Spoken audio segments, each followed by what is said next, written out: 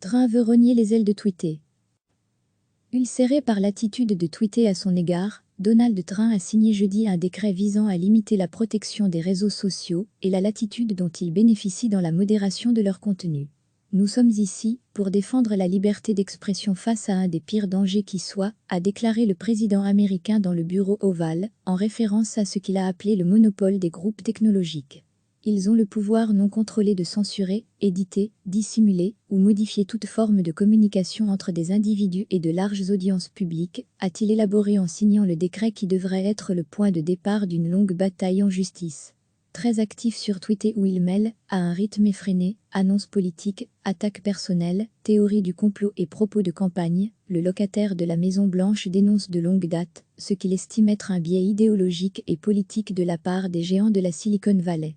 Surtout, il ne décolère pas, depuis que son réseau de prédilection a épinglé mardi 2 de ses messages, en ajoutant la mention « Vérifier les faits », une pratique de plus en plus courante pour les tweets à caractère trompeur ou dangereux, mais une première pour Donald Trump. Au nom de la liberté d'expression, et à titre de représailles, selon ses détracteurs, le tempétueux président a donc décidé de s'attaquer à la célèbre section 230 du Communication 206 pierre angulaire de l'Internet américain. Elle offre notamment à Facebook, Twitter ou YouTube, Google, une immunité contre toute poursuite judiciaire liée au contenu publié par des tiers, et leur donne la liberté d'intervenir sur les plateformes à leur guise. Le décret cherche à modifier le champ d'application de cette loi de 1996 et affirme que l'immunité ne peut pas s'étendre à ceux qui pratiquent la censure de certains points de vue. Quand des réseaux sociaux puissants censurent des opinions, ils cessent de fonctionner comme des forums passifs. Ils doivent être considérés et traités comme des créateurs de contenu, énonce le texte. Mais pour le sénateur démocrate Ron Hyden, Donald Trump veut surtout intimider les réseaux sociaux. Il s'attaque à la section 230 parce qu'elle protège le droit des entreprises à ne pas avoir à héberger ces mensonges, a-t-il assuré.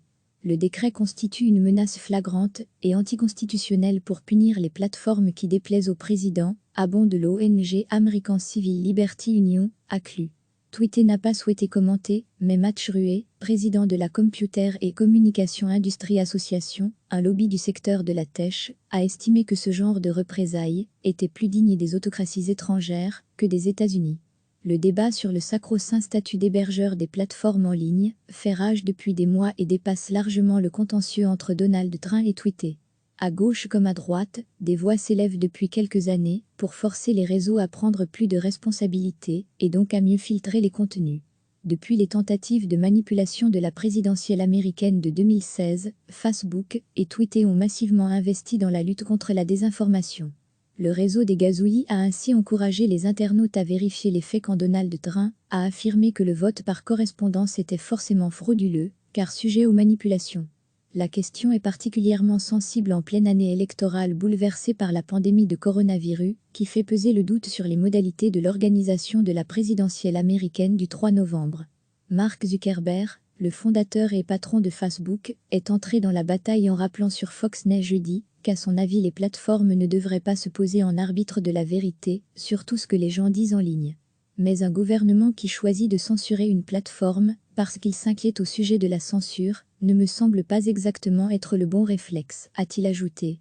La méthode du décret suscite par ailleurs un tollé. Quelles que soient les circonstances, ce n'est pas comme ça que les politiques publiques sont décidées, a réagi la puissante Chambre de commerce des États-Unis. Un décret ne peut pas servir à changer la loi fédérale. Interrogé pendant la signature du décret sur la possibilité de supprimer son compte, Donald Trump, qui est suivi par 80 millions de personnes sur Twitter, a répondu par une attaque contre les médias. « Si nous avions une presse honnête dans ce pays, je le ferais dans la seconde », a-t-il lancé. Ulcéré par l'attitude de Twitter à son égard, Donald Trump a signé jeudi un décret visant à limiter la protection des réseaux sociaux et la latitude dont ils bénéficient dans la modération de leur contenu. Nous sommes ici pour défendre la liberté d'expression face à un des pires dangers qui soit, a déclaré le président américain dans le bureau ovale, en référence à ce qu'il a appelé le monopole des groupes technologiques.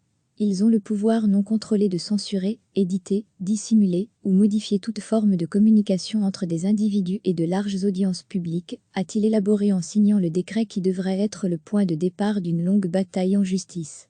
Très actif sur Twitter où il mêle, à un rythme effréné, annonces politiques, attaques personnelles, théories du complot et propos de campagne, Le locataire de la Maison-Blanche dénonce de longue date ce qu'il estime être un biais idéologique et politique de la part des géants de la Silicon Valley.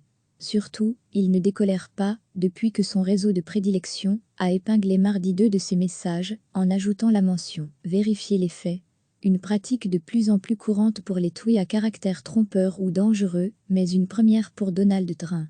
Au nom de la liberté d'expression et à titre de représailles, selon ses détracteurs, le tempétueux président a donc décidé de s'attaquer à la célèbre section 230 du Communication 206 pierre angulaire de l'Internet américain. Elle offre notamment à Facebook, Twitter ou YouTube, Google, une immunité contre toute poursuite judiciaire liée au contenu publié par des tiers et leur donne la liberté d'intervenir sur les plateformes à leur guise.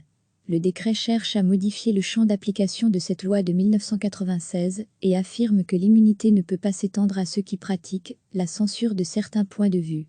Quand des réseaux sociaux puissants censurent des opinions, ils cessent de fonctionner comme des forums passifs. Ils doivent être considérés et traités comme des créateurs de contenu, énonce le texte. Mais pour le sénateur démocrate Ron Hyden, Donald Trump veut surtout intimider les réseaux sociaux. Il s'attaque à la section 230 parce qu'elle protège le droit des entreprises à ne pas avoir à héberger ces mensonges, a-t-il assuré. Le décret constitue une menace flagrante et anticonstitutionnelle pour punir les plateformes qui déplaisent au président, abonde l'ONG American Civil Liberty Union, ACLU. Twitter n'a pas souhaité commenter, mais Matt Ruhe, président de la Computer et Communication Industrie Association, un lobby du secteur de la tech, a estimé que ce genre de représailles était plus digne des autocraties étrangères que des États-Unis. Le débat sur le sacro-saint statut d'hébergeur des plateformes en ligne fait rage depuis des mois et dépasse largement le contentieux entre Donald Trump et Twitter.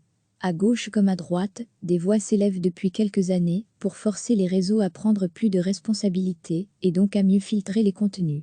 Depuis les tentatives de manipulation de la présidentielle américaine de 2016, Facebook et Twitter ont massivement investi dans la lutte contre la désinformation. Le réseau des gazouillis a ainsi encouragé les internautes à vérifier les faits quand Donald Trump a affirmé que le vote par correspondance était forcément frauduleux, car sujet aux manipulations. La question est particulièrement sensible en pleine année électorale bouleversée par la pandémie de coronavirus, qui fait peser le doute sur les modalités de l'organisation de la présidentielle américaine du 3 novembre. Mark Zuckerberg, le fondateur et patron de Facebook, est entré dans la bataille en rappelant sur Fox News jeudi qu'à son avis les plateformes ne devraient pas se poser en arbitre de la vérité sur tout ce que les gens disent en ligne. Mais un gouvernement qui choisit de censurer une plateforme parce qu'il s'inquiète au sujet de la censure ne me semble pas exactement être le bon réflexe, a-t-il ajouté. La méthode du décret suscite par ailleurs un tollé. Quelles que soient les circonstances, ce n'est pas comme ça que les politiques publiques sont décidées, a réagi la puissante Chambre de commerce des États-Unis. Un décret ne peut pas servir à changer la loi fédérale. Interrogé pendant la signature du décret sur la possibilité de supprimer son compte, Donald Trump, qui est suivi par 80 millions de personnes sur Twitter, a répondu par une attaque contre les médias. « Si nous avions une presse honnête dans ce pays, je le ferais dans la seconde », a-t-il lancé. Cliquez sur s'abonner pour recevoir les dernières nouvelles.